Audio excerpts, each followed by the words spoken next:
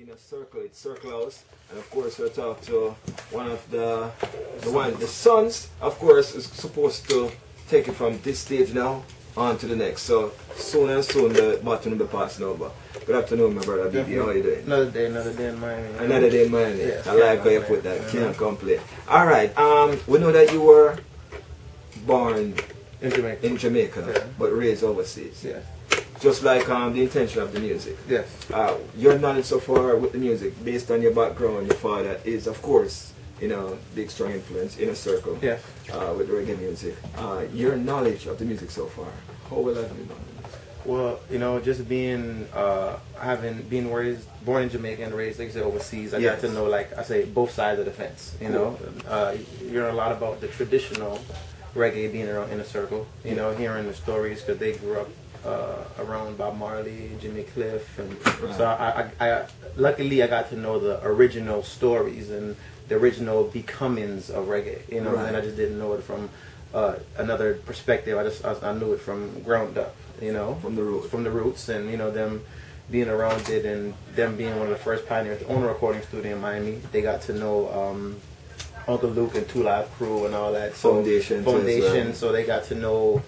I know it from that side too, watching the whole Miami music scene grow in a whole, also with the Pit Bulls and your Flow Riders and your Uncle Luke's and everything like that too, you know? So you're rounded in a sense where you actually know both sides of the fence. Definitely. Alright, so from being 50 years back, I'm quite sure you're not 50 and over, but as far as what you and I know so far coming, how do you see reggae music now today's date in comparison to what it was then? Well, I always made a comparison of the Jamaica commercial.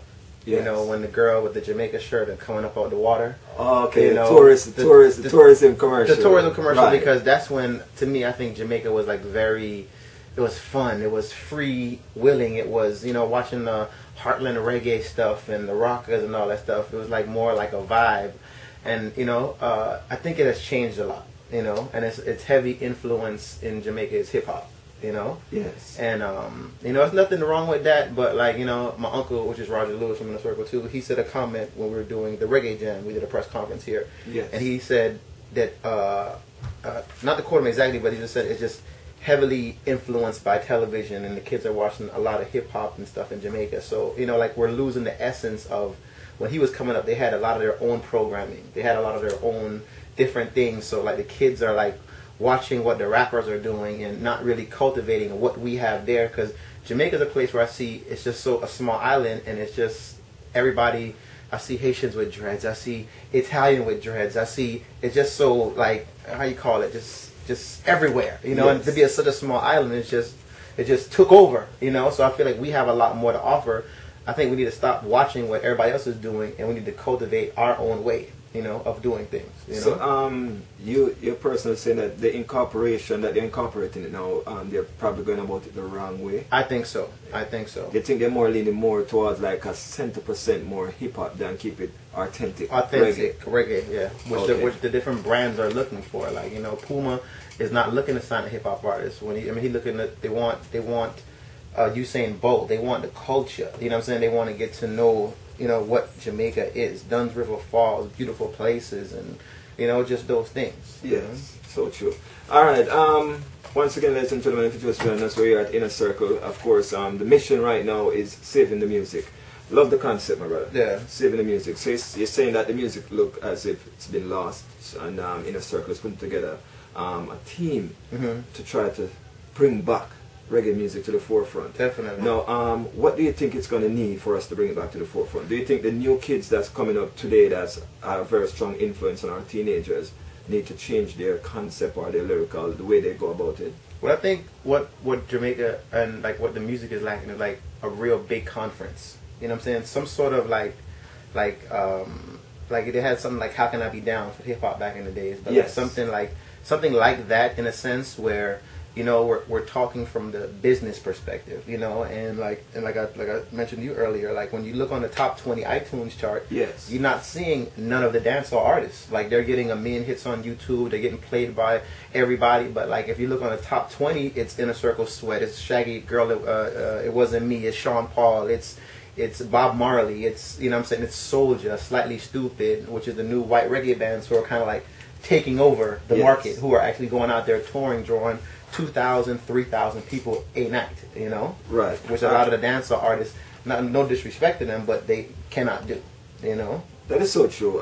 Based on over the years, it has numbers have shown that it's really and truly the record that are actually selling units today is the Bob Marley, the Third World, Inner Circle, the Pulse, and all those bands. All right, so here I was presented with an article, and very shockingly, it says right here, Reggae will sell an estimate 33 million MP3 singles in 2011, which is last year, and the Bob Marley brand commanded 64% of that market. Yeah, facts. And this is some facts right here. Yeah. All right, so you're saying that 64% is a huge number for just one individual. Yeah, yeah. Because I just feel like it's the culture, you know, of like how Bob Marley, you know, like even that movie, man, the movie was genius. That Bob Marley movie was like genius, and it brought me back to the actual essence. I went with Towder, which is a member of Inner Circle, and I went with my dad. Yes. And like watching it, they were telling me the true stories of it as I was watching it. So I was a very lucky person to be there with them, you know.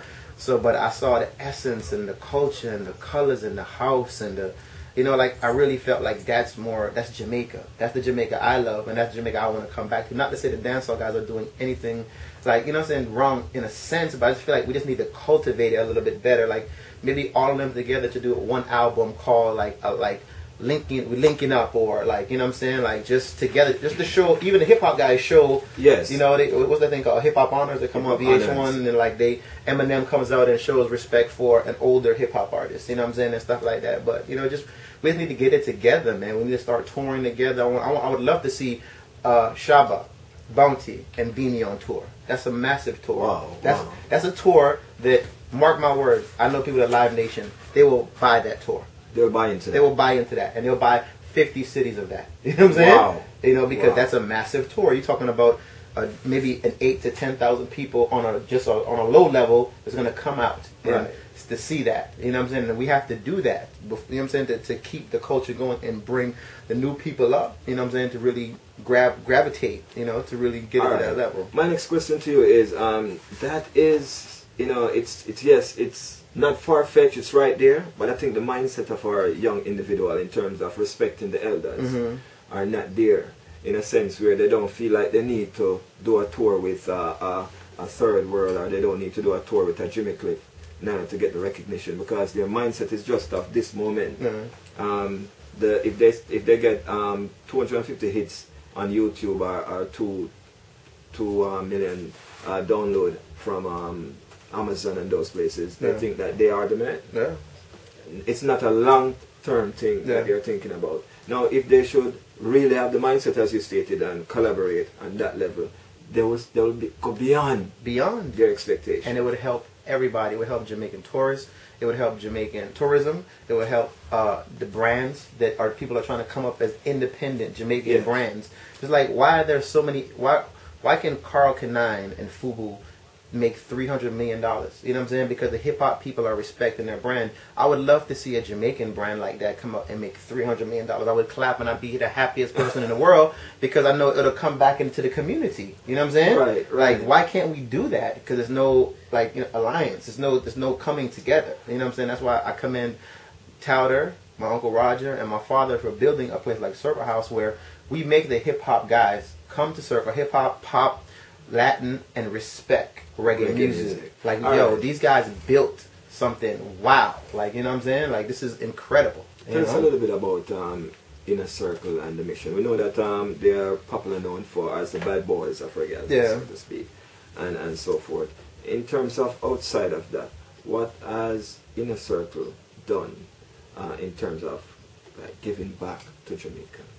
Well, it's hard when you say giving back, because they give back in a lot of different ways that Jamaica doesn't see. Concert, stuff like that. Yeah. Been back to do charter shows. We did Rebel Salute with Tony Rebel. Tony Rebel. Yeah, we did Rebel Salute. Cool. But like you said, like the people, like Jamaica don't really embrace us too much, and you know, and we feel hurt about that. You know, I know my uncle feels we're hurt. We try to get him on camera too, because he feels, you know what I'm saying, they've never really gotten the the respect that they've gotten. You know what I'm saying? The first band to get signed with Chris Blackwell and Bob Marley to get signed, and you know, Yes. like it's a fight to even get our songs played in Jamaica. You know what I'm saying? I have a new single with Currently, Pitbull. right now. Currently, right now, yes. Currently, right now it is a fight for me. You know what I'm saying? Yes. To go down there because this man won a ting, this man won a ting.